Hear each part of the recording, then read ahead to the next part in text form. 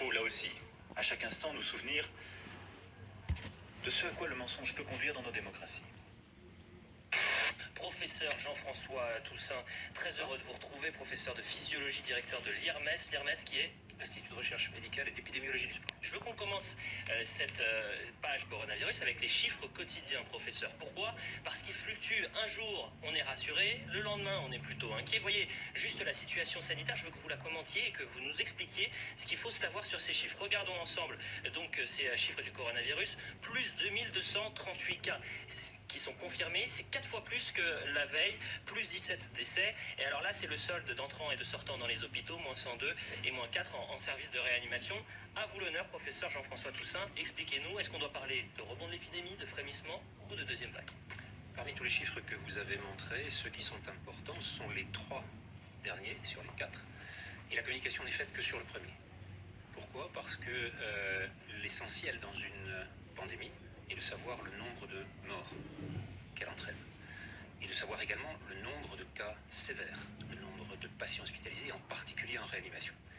Si on peut regarder sur ces 3 chiffres-là, on va voir effectivement, et là on a ici les chiffres de Santé publique France, publiés aujourd'hui, les courbes d'hospitalisation, les courbes de réanimation ne cessent de décroître depuis début avril.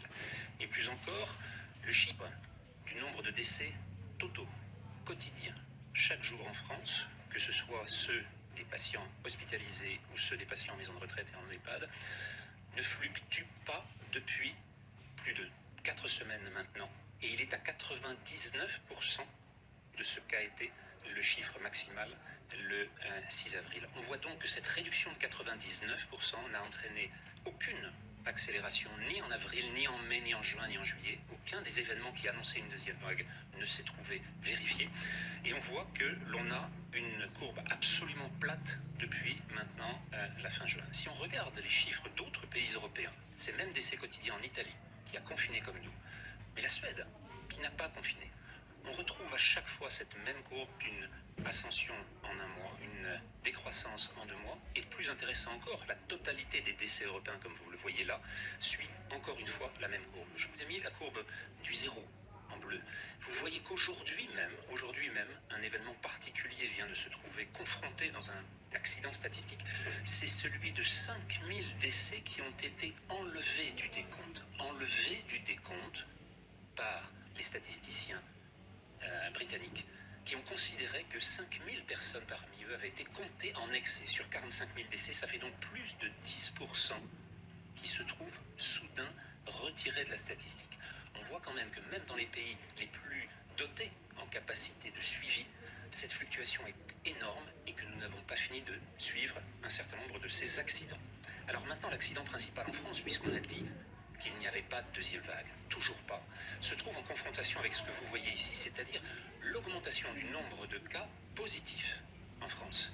Il ne s'agit pas de patients en réanimation, il ne s'agit pas de patients hospitalisés, il s'agit de formes de sujets jeunes, asymptomatiques, qui viennent demander simplement si leur état est celle d'un sujet qui a rencontré le Covid-19, le SARS-CoV-2, demander simplement si leur état est celle d'un sujet qui a rencontré le Covid-19, le SARS-CoV-2, ou s'il est à risque. Bien entendu, comme toujours en clinique, toujours en médecine, ce sont les symptômes qui priment, c'est la dégradation de l'état d'un sujet qui va entraîner la réaction. Or, nous ne sommes plus du tout dans la gravité, dans l'urgence du printemps, de celle de février, de mars et d'avril.